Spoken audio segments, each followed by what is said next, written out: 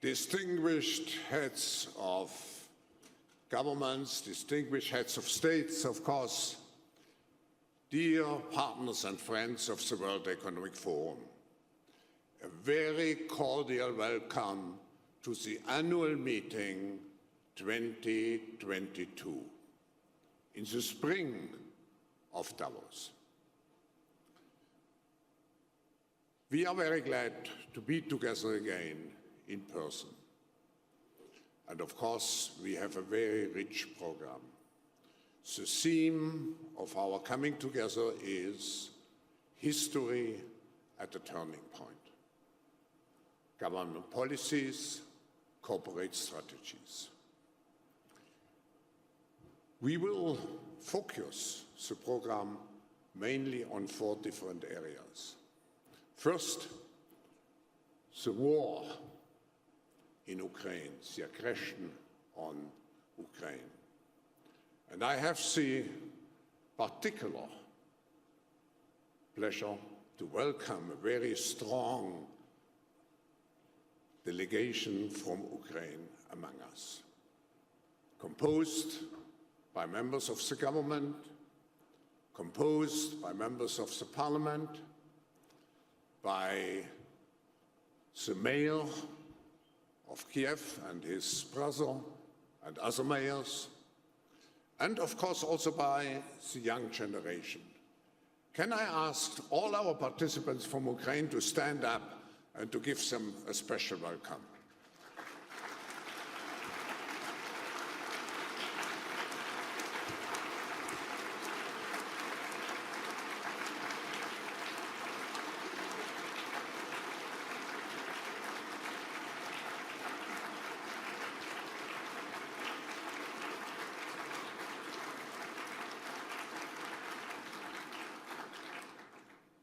This war is really a turning point of history, and it will reshape our political and our economic landscape in the coming years. But we also are at the tail end of the most serious health catastrophe of the last 100 years, COVID-19, and we have to reinforce our resilience against a new virus possibly, or other risks which we have on the global agenda.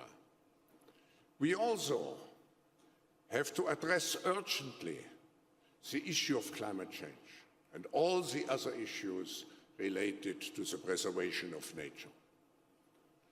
And finally, we look at the future of the global economy with great concerns. Too high inflation, too low growth, too many deaths. But what is particularly worrisome are the consequences, such as falling back of hundreds of millions of people again into poverty and possibly tens of millions of people dying of hunger. We have to be really concerned about those issues, and that's what we want to do here during this meeting. So how can Davos contribute to improving the state of the world? First, we know that all those challenges cannot be met by governments alone, by business alone, or by civil society alone. We need collaborative efforts. And the World Economic Forum here, Davos here, you here, I think it's the most impressive community for global cooperation. Second way of contributing to make this a better world is to look at all those issues in a holistic way. Political, economic, social, and ecological dimensions of every issue today are intertwined. So here we are. And you may ask, why do we have 400 sessions? It is to deal with all the aspects of our global system. And finally, when I looked at the short video, I was thinking, should we have an atmosphere of optimism or pessimism. I think we should be joyful and grateful that we can meet again here in person. It's so important because confidence can only be built by personal contact. But let's also be clear. The future is not just happening. The future is built by us, by a powerful community as you here in this room. We have the means to improve the states of the world. But two conditions are necessary. The first one is that we act all as stakeholders of larger communities, that we serve not our only self-interests, but we serve the community. That's what we call stakeholder responsibility. And second, that we collaborate. And this is the reason why you find many opportunities here during the meeting to engage into very action and impact-oriented initiatives to make progress related to specific issues on the global agenda. So I'm sure that we will have a very successful meeting by working together. And it's now my great pleasure to introduce the President of the Swiss Confederation, Ignacio Cassis. And I want to use this opportunity, Mr. President, to thank you for the great hospitality, for the cooperation we had with our host country since over 50 years to make this meeting possible in Davos. And I want to thank also the representatives of the canton of Graubünden and the authorities and the population of Davos. Thank you for your great hospitality here in this global village of Davos. Again, a very cordial welcome to all of you, but in addition, I should say at the end, and I spoke about the forum as a stakeholder community, I would like to, in addition to the political representatives, the forum is the International Organization for Public-Private Cooperation, so your presence, the heads of over 50 governments, the ministerial delegations, is so important. But I want to thank you also, our partners, our business partners. You have kept your loyalty to the forum despite the fact that we couldn't meet for quite some time. And I want to greet also the representatives of our young generation, which we have here, of our social entrepreneurs. So it's really the best mix to make progress in dealing with the issues on the global agenda. And now, Mr. President, I invite you to take the floor and to give us your welcome address. Thank you.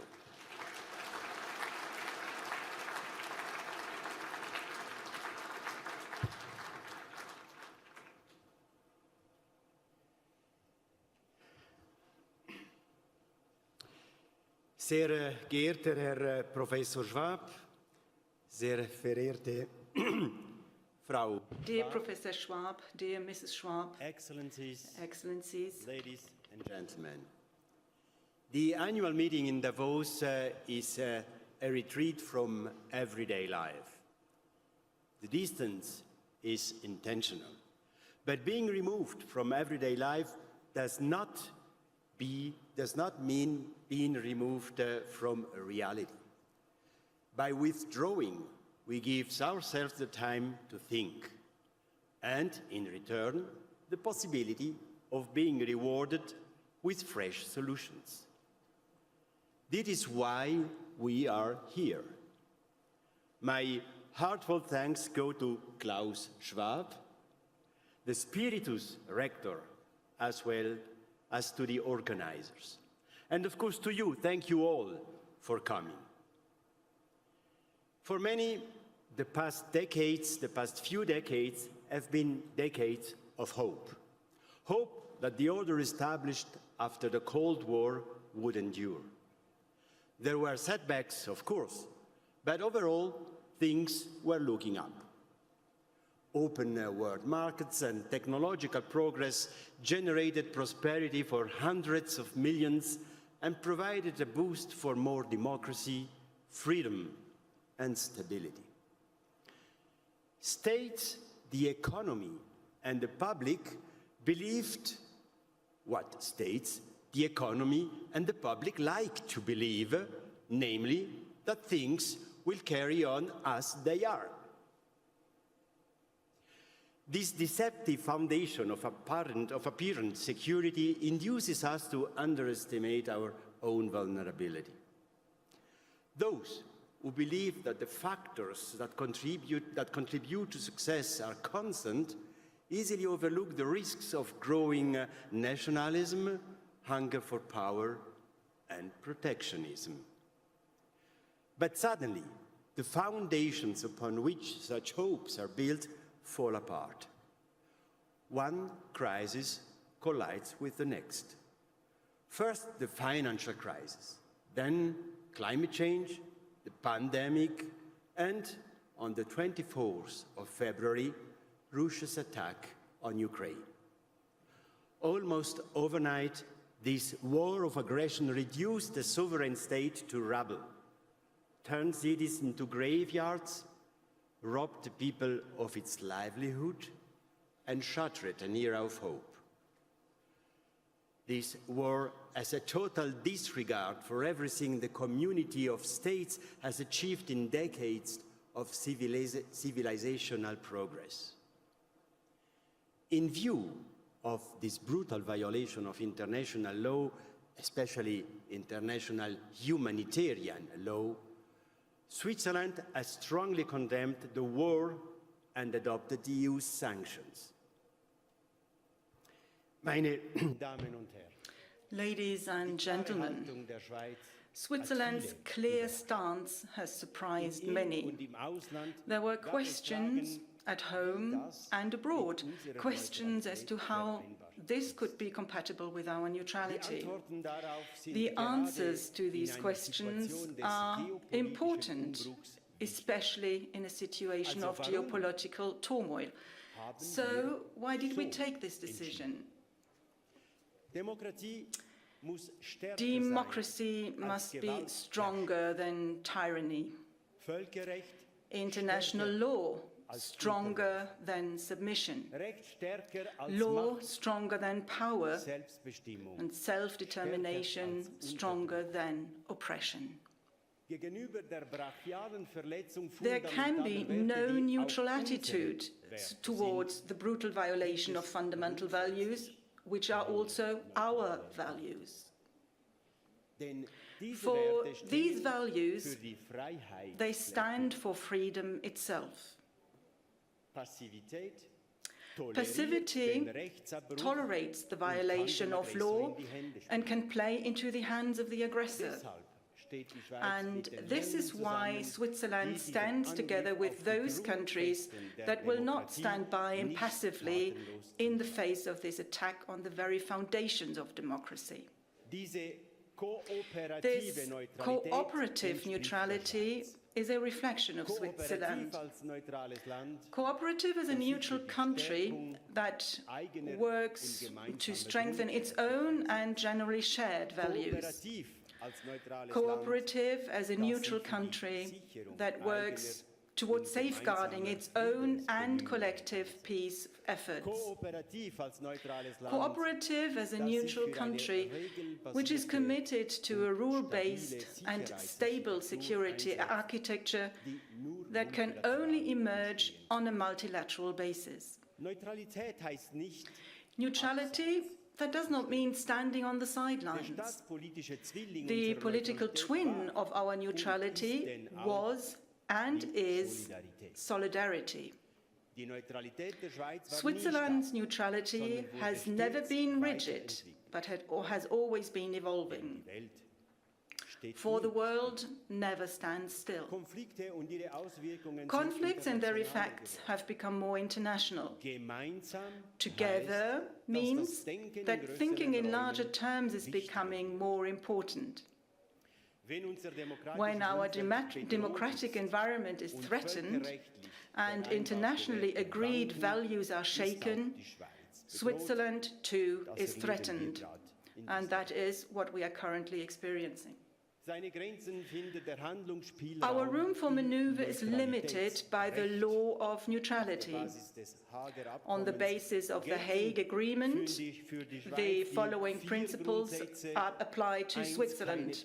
There are 4 principles: no participation in wars, second, international cooperation, but no membership in any military alliance, 3, no provision of troops or weapons to warring parties, 4, no granting of transition rights. History shows that wars always have their aftermath.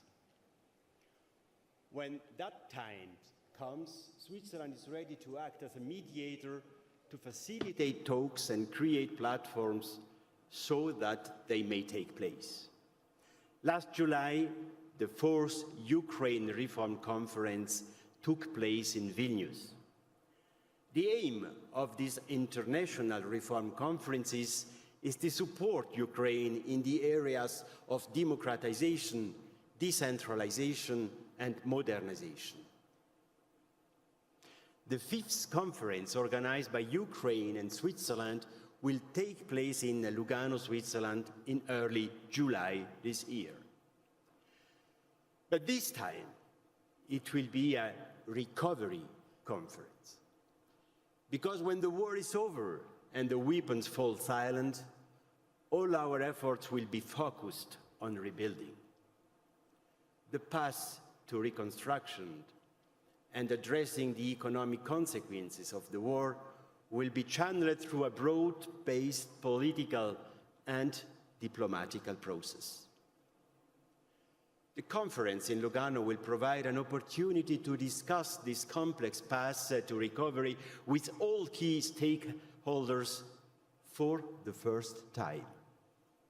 It will mark the international kickoff for the recovery process for Ukraine. Last week, 40 countries and 18 international organizations have been invited to attend this high-level meeting. And Switzerland is offering to host follow-up conferences to address further steps if necessary. Even if the end of the war is not yet in sight today, it would be unforgivable to wait any longer before starting to reflect on how to organize such efforts and on the role of national and international institutions, and so risk losing valuable time. I'm truly delighted to be able to host the conference in my home canton of Ticino. Mesdames et messieurs, la guerre est synonyme d'instabilité.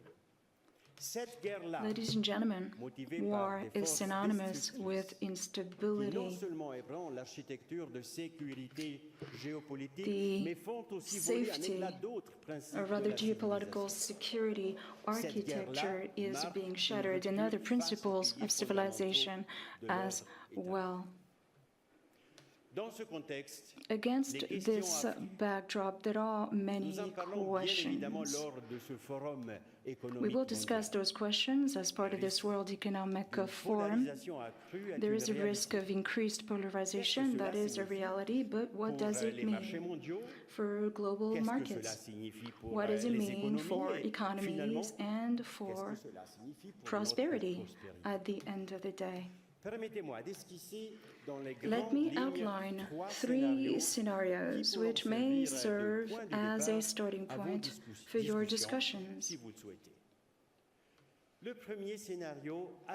The first scenario, which brings the highest risk, is that of sectoral globalization. The forming of blocs leads to separate economic areas as well as closed regional networks.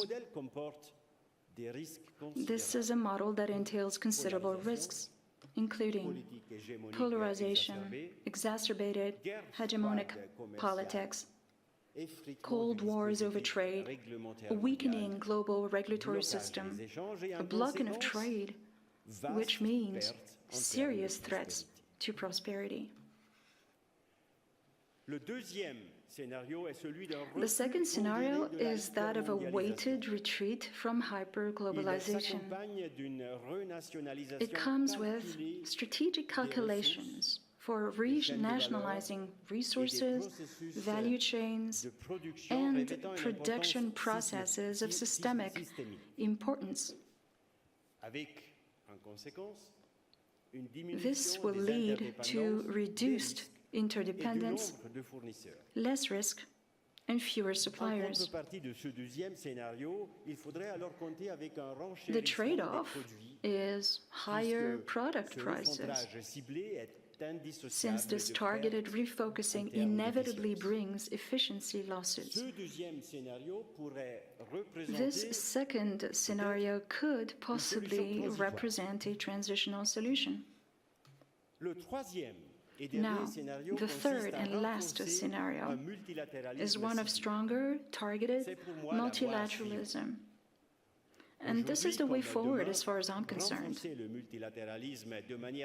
Both today and tomorrow, stronger, targeted multilateralism and a renewed focus on the core tasks is the way to get past the dashed hopes. Multilateralism must chiefly focus on those major issues that cannot be dealt with in isolation.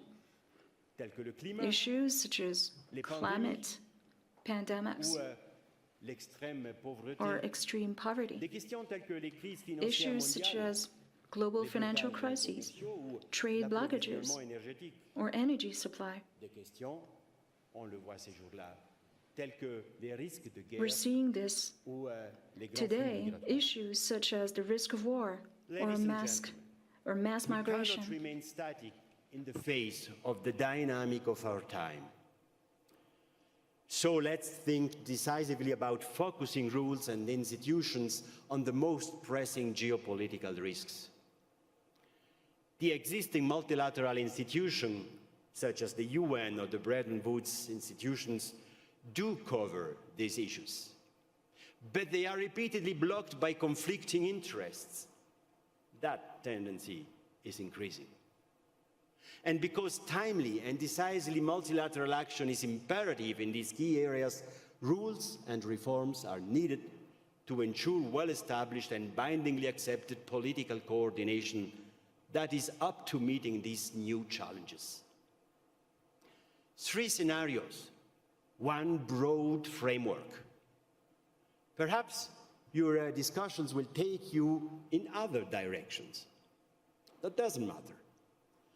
What matters is that such discussions take place without moralizing and remaining open to a broad range of opinions.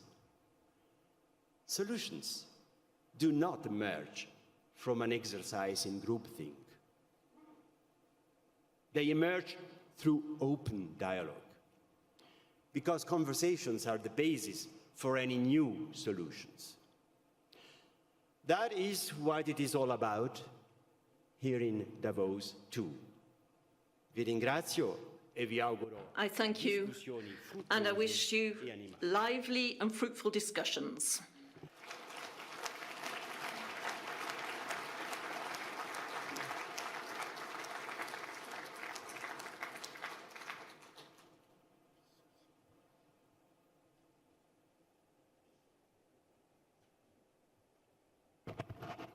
Merci, Monsieur le Président, pour votre mot de Thank you, Mr. President, for those kind words. de nous dessiner le grand Thank you for your special address, monde dans toutes ses facettes. and thank you for outlining the world as we know it. We are waiting now for our opening speakers, President of Ukraine.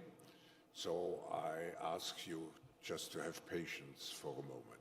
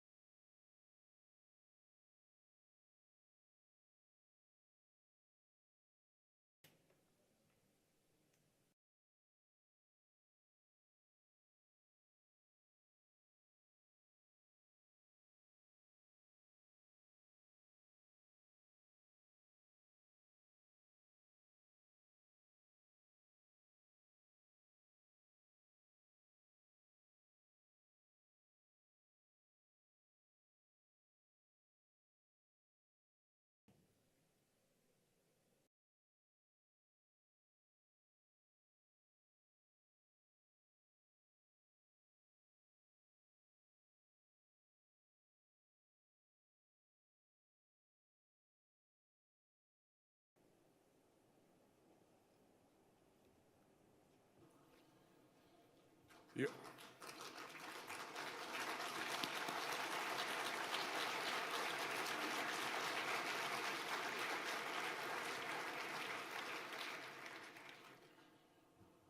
Your Excellencies, ladies and gentlemen, it's a great pleasure to welcome to this opening session Volodymyr Zelensky, the President of Ukraine. Tomorrow marks 3 months when, on the 24th of February, Russia began an unprovoked and unnecessary war against Ukraine, an act which has cost thousands of lives and has caused 6 million Ukrainians to seek refuge abroad and displaced over 8 million people with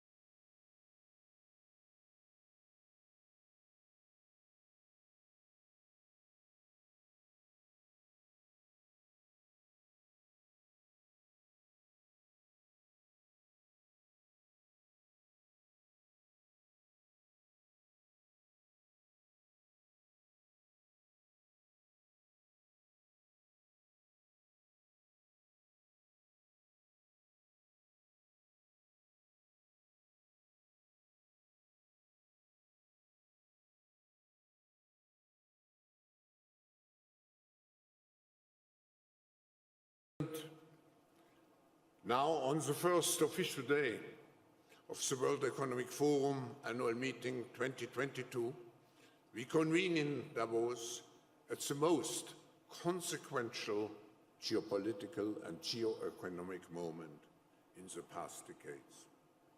Mr. President,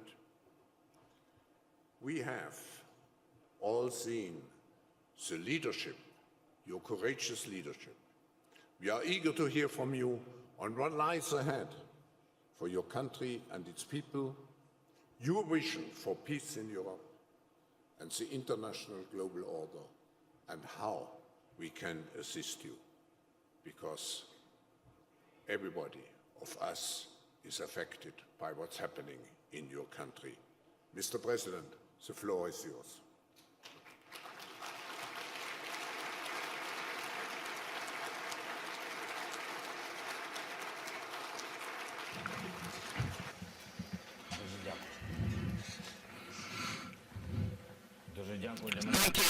Thank you. It's a great honor for me, Mr. Chairman, Professor Schwab, President Cassis, ladies and gentlemen. I'm grateful for the opportunity to take part in the discussions at the forum. The main theme for this year's Davos is history at a turning point, government policies and business strategies.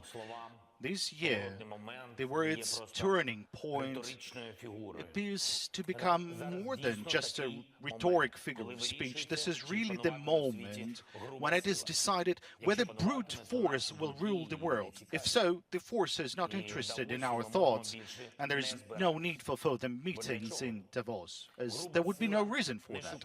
Brute force seeks nothing but the subjugation of those it seeks to subdue, and it does not discuss, but kills at once. And Russia does that in Ukraine just as we speak today. By the way, look at the building of the former Russian house in Davos. It has been turned into a house of Russian war crimes. And this is an example of their transformation, that what Russia has done to itself by becoming a state of war criminals, and what it brings to the world. It inspires other potential aggressors to act. Instead of successful, peaceful cities, there's only black ruins. Instead of normal trade, sea full of mines and blocked ports in Ukraine. Instead of tourism, closed skies and thousands of Russian bombs and cruise missiles. This is what the world would like if that turning moment would not have a proper response from the humanity. It would resemble a large set of war crimes. So history remembers many moments when everything changed dramatically. For example, how several shots fired could kill millions of people. If those shots were fired on June 28, 1914 in Sarajevo, history remembers how much grief one person can do if it can see, it can understand that it's not being properly resisted, as it was, for example, in 1938 in Munich. Some historical twists and turns were noticeable, some not, but we always had to respond to them, trying to prepare for other historical upheavals so as to mitigate the possible consequences, or trying to heal the wounds out of catastrophes that followed one or another historical twist. And now we have a large collection of such responses. There's UN Charter with all these agencies, the OSCE, the IAEA, the WTO, and many other institutions. But are there enough of them to respond to what we have faced today? But is it possible now to try to adapt those institutions for modern challenges? Definitely not. We need to change the approach, not to respond, but to act preventively. And not only to adapt to new realities, what we have, but to create new tools, new precedents.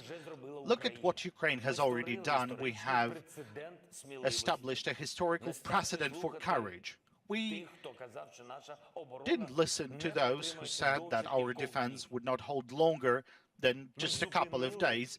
We have stopped the Russian army, which was called the second largest in the world, at the cost of heavy fighting, at the cost of thousands of lives. We are gradually pushing the occupiers out of our territories.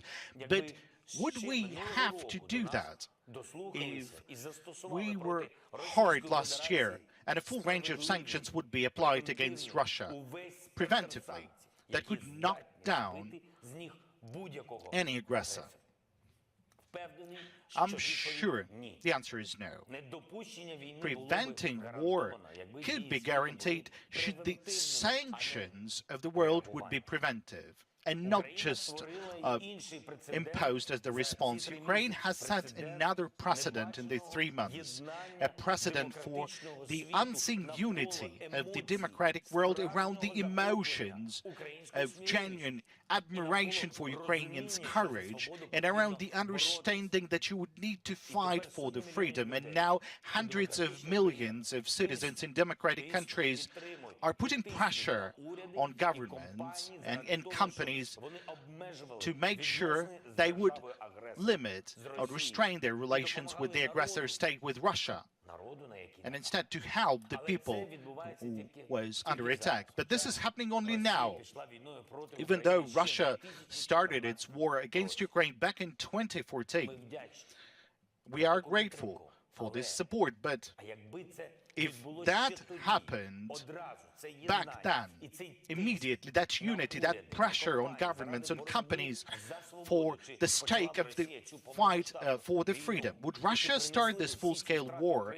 Would it bring all these losses upon Ukraine and upon the world? I'm sure that the answer to this question is also no. Now we see that the world listens and believes Ukraine, but there's also a certain expectations of the world as to how the situation will be resolved, what tools will work, what new can we create to prevent such aggressions in future, and how do we stop the brute force that has challenged everything that we all cherish and value. That's what the turning point means. Ladies and gentlemen, don't expect for the fatal shots being fired. Don't expect for Russia using their special weapons, either chemical, biological, and even more so nuclear. Do not give the aggressor the impression that the world would not resist enough. Protect the freedom and regular, peaceful order in the world with the maximum efforts possible. This is what the sanctions should be. There should be maximum, so that Russia and every other potential aggressor who wants to wage a brutal war against its neighbor would clearly know the immediate consequences for their actions. And I believe there's still no such sanctions against Russia. And there should be. There should be Russian oil embargo. All the Russian banks should be blocked. No exceptions. There should be an abandonment of the Russian IT sector. There should not be any trade with Russia. This should be a precedent for sanctions pressure that will work convincingly for the decades to come and would support the peace. It is necessary to set a precedent for the complete withdrawal of all foreign businesses from the Russian market, so that your brands would not be associated with war crimes, so that your offices, bills and goods were not used by the war criminals in their bloody interests. Values must matter, particularly when a full-scale war begins and the global markets are becoming destabilized, because someone there is simply neglecting the values. In that case, everyone suffers losses. We offer every company that leaves the Russian market to continue operating in Ukraine. You'll have access not only to our market of 40 million consumers, but also to the common market of Europe. And your brands, your positions, they will only increase because you would truly support the protection of freedom. Our representatives here in Donbass can inform all of you on the details of the prospects that Ukraine opens for your businesses. Ladies and gentlemen, we offer the world to set a precedent for rebuilding the country after the war, which will show everyone who dreams of destroying the life of a neighbor that the war is not working. I invite you to take part in this rebuilding. The amount of work is enormous. We have more than $500 billion in losses. Tens of thousands of facilities were destroyed. We need to rebuild entire cities and industries. And we offer a special, historically significant model of rebuilding when each of the partner countries or partner cities or even partner companies will have the opportunity to take patronage over a particular region of Ukraine. It could be a city or community or even an industry. Britain, Denmark, the European Union and other leading international entities have already chosen a specific area for patronage in rebuilding, and thanks to this model of relations, the post-war rebuilding could be fast, could be efficient and could be of high quality, and this would not only allow to attract the best specialists, architects, engineers, builders, developers, managers, and others, but it will also be the largest in Europe since the World War II. It will become the largest opportunity for an economic way forward, and I hope that at the beginning of the international conference in Lugano that was mentioned by the President Kassis, it will be held in July this year, dedicated to the post-war reconstruction of Ukraine. All of our partner countries and most of the leading companies of the world will come up with their own packages of proposals. And taking this opportunity, I would like to extend words of gratitude to Switzerland for organizing this conference and supporting our efforts. I would like to note the efforts of Ursula von der Leyen, particularly her proposal to establish a platform for rebuilding and reconstruction that would be managed jointly by the European Commission and Ukraine and will allow to direct the European Union resources to restore the normal life in our country. But the list of the new precedents that we need would not be complete without a few more decisions. There has to be a precedent for punishing the aggressor and for the investments in the peaceful life. The Russian assets, which are scattered in different jurisdictions, must be found. There has to be seized or frozen, and then they should be allocated to a special fund that would be used to help all those affected by the war. Of course, this is not easy, but after that, there will be definitely no motivation of every aggressor to do what Russia has done and what it continues to do. If the aggressor loses everything, then it definitely deprives him of any motivation to start the war. Let's move on. Any response to the mass famine is too late. By its definition, the famine should be stopped only preventively, when it's not yet started. But now, the world simply has no tool like that, and we propose to establish the Organization for Responsible and Democratic States, exporters of food products who can act with respect for human rights and global trade rules. The motivation for us is very simple. Whatever the turning points they are in history, the humanity should have a tool to protect itself against the hunger, and Ukraine is ready to provide a platform for the activities of this new organization, which is definitely an important one. And one more aspect, this war of Russia against Ukraine convinces everyone that support to the country under attack is the more valuable the sooner it is provided. Weapons, funding, political support, and sanctions against Russia. If we would have received them by 100% of our needs at once, back in February, the result would be tens of thousands of lives saved. This is why Ukraine needs all the weapons that we ask, not just the ones that we've been provided. That is why Ukraine needs funding. That's at least $5 billion per month. And all the funds that we need for rebuilding our country. This is why we have established a fund for rebuilding Ukraine called United 24. And we call upon everyone to join this platform. For each and every donor, we will have a specific proposal how to help and where to allocate those funds, where are those priorities. The targeted nature of our work is the absolute priority.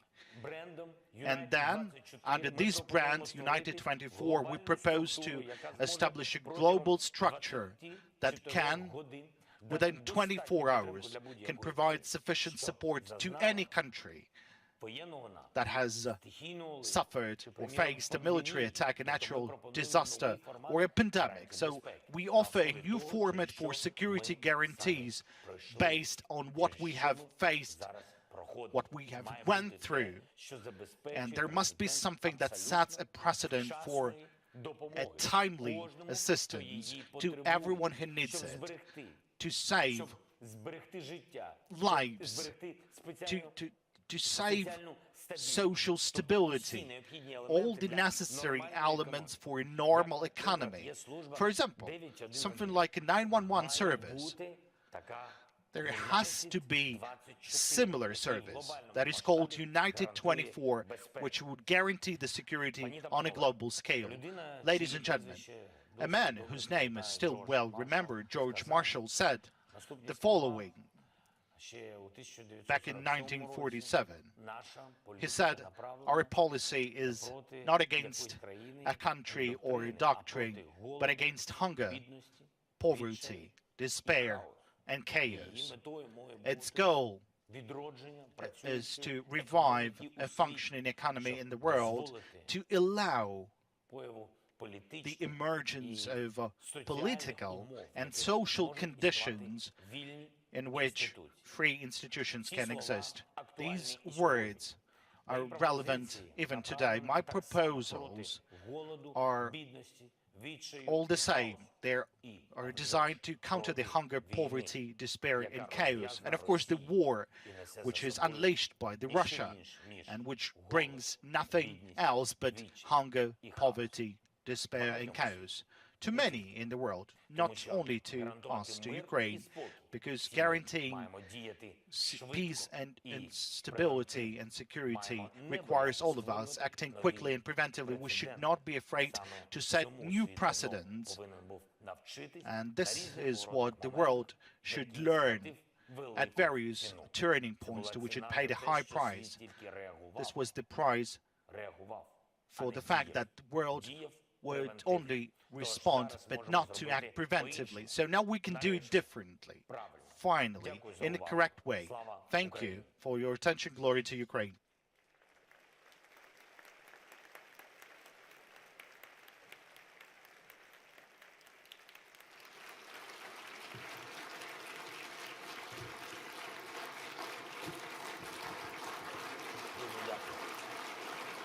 Thank you so much.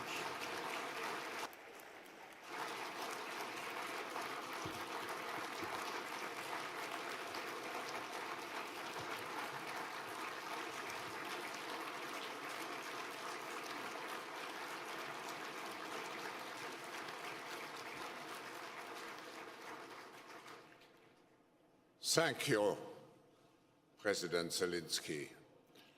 You have shown us the magnitude and the complexity of the issue and what is actually at stake. Mr. President, if I may have still two questions. The first one is the following. What is your dream? How do you see Ukraine in the future? What is your vision for Ukraine in the future?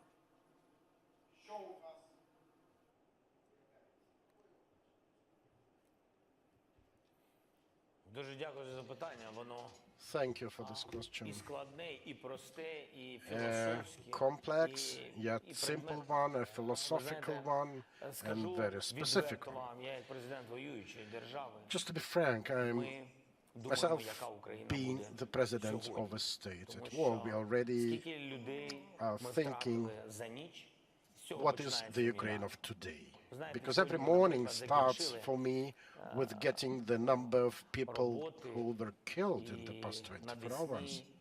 на жаль, сьогодні статистика Unfortunately, навесні під уламками.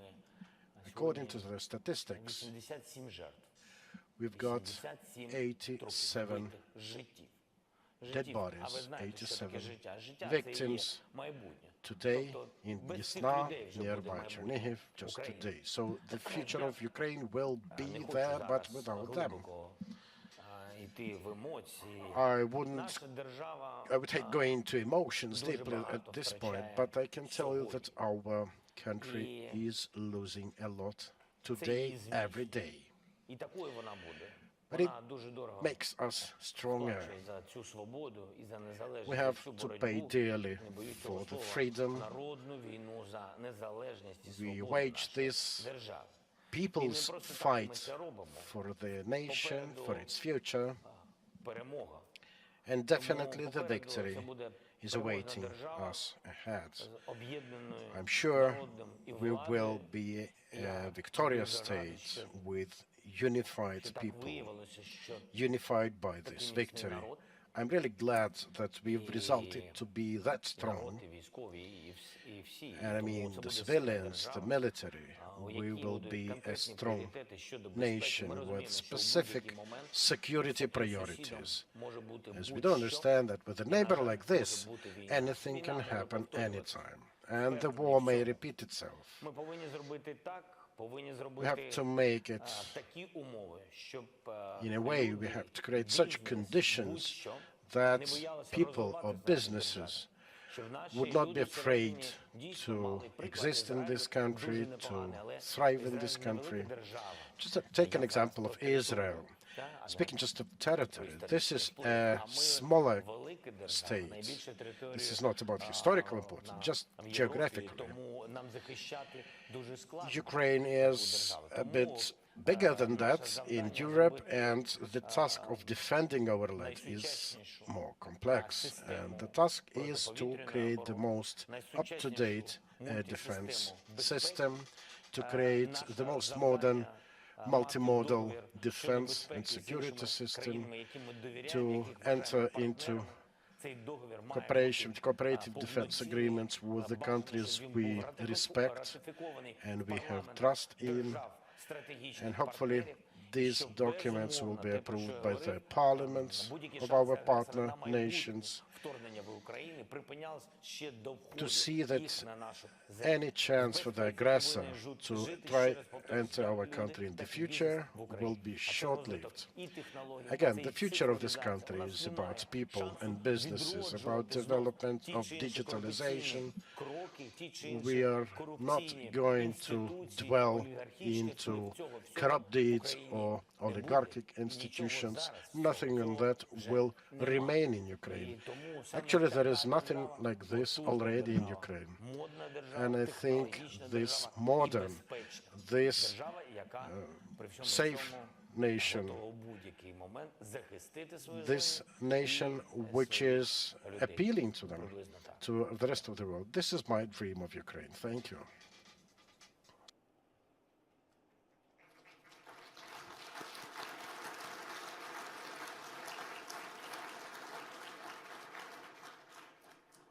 Mr. President, your country is playing a substantial role in feeding the world, if I may say so, and your exports at the moment of food products are interrupted.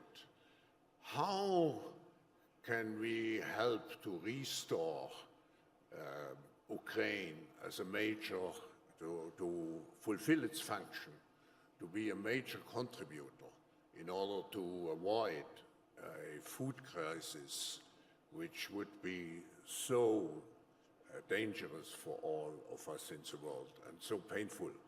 What can we do, and what can you do? What can we do for you?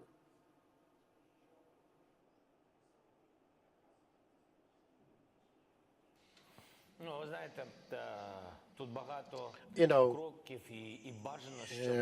lots of steps it might entail. Best if these are in and around the country, which is happening at the moment to the larger extent. The priority matter is to deblocate our seaports. You know of our seaports being blockaded.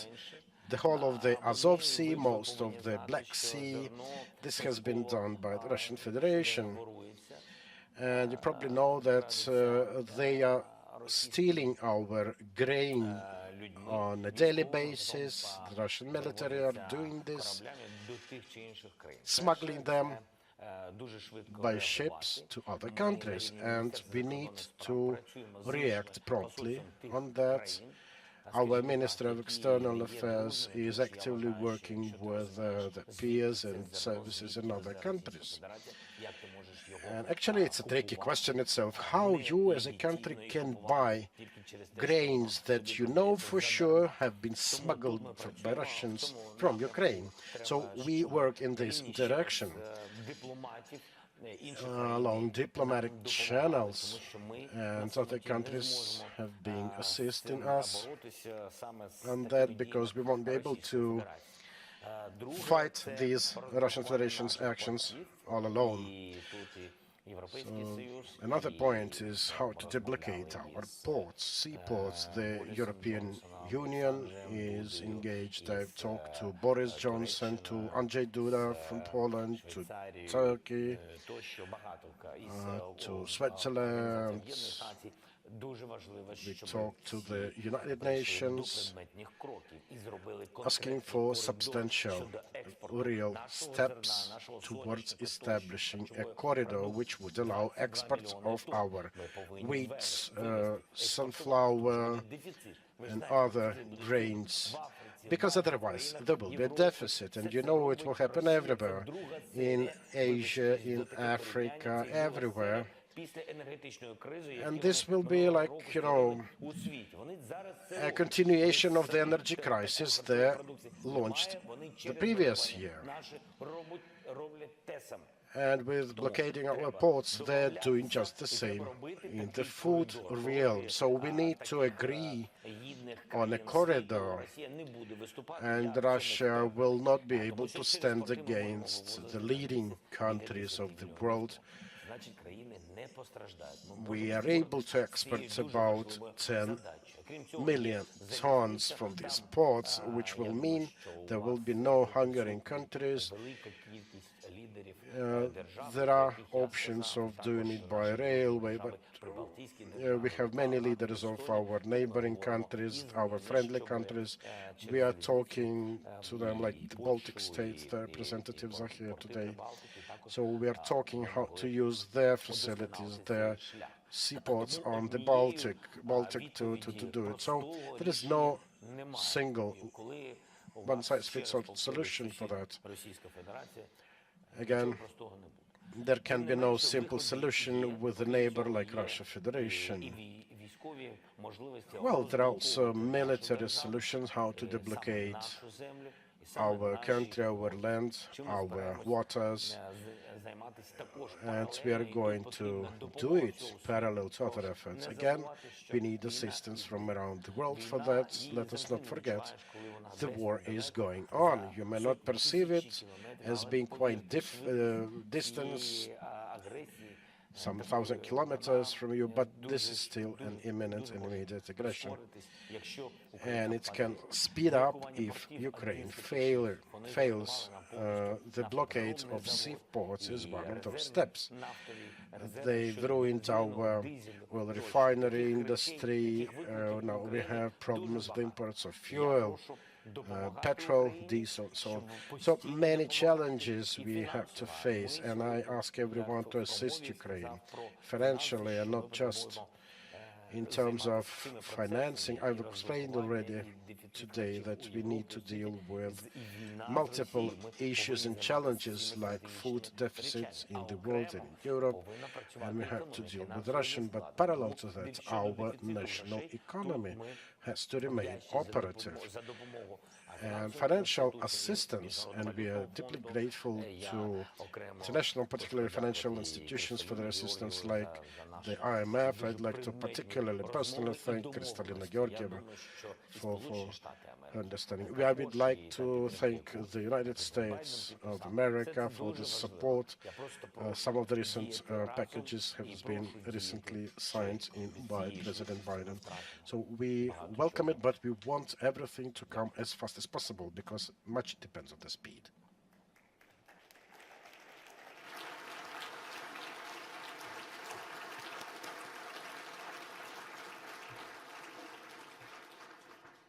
Mr. President, you have shown the situation in your country and how much our future depends on bringing a solution to the terrible fight you are engaged in against your will. Now, you have here, Mr. President, in the hall, more than 1,000 leaders from politics and business. If you had a personal wish to each of those leaders, and if you would address individually each of those leaders, what would be your message to conclude our session today? What would be your message to each of the leaders here? Your personal message.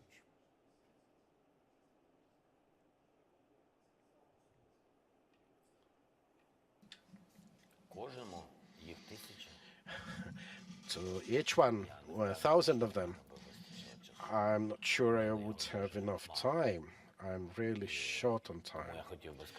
So I would rather say that, Ukraine is short on time. Now, I'm pretty much sure that no one has any idea how much time does Europe or the world has.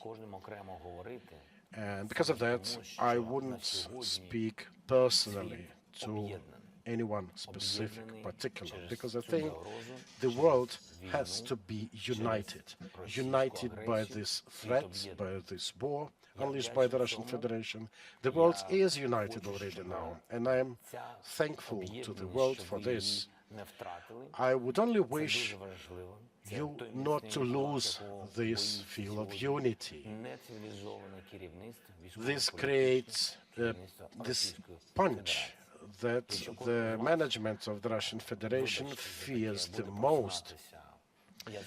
And, well, I do understand and know that each of you esteemed world leaders have your own range of priorities and issues, and each of you has a country to look after and think about. But I'm also thinking that we risk losing those values, the ones that we are fighting not to lose in Ukraine. I would wish that every one of you wakes up in the morning with this feeling in the head, like, what have I done for Ukraine today? Thank you.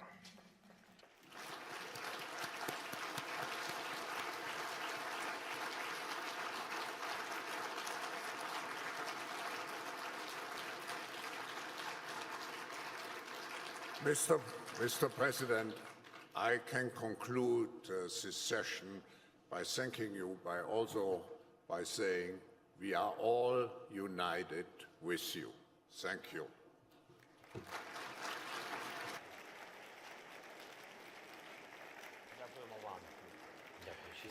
Thank you so much. Have a nice day.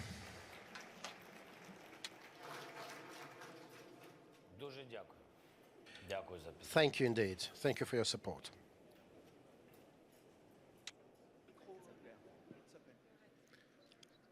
Ladies and gentlemen, please stay seated for our next session, Spirit of Resilience, Ukrainian Voices. Thank you.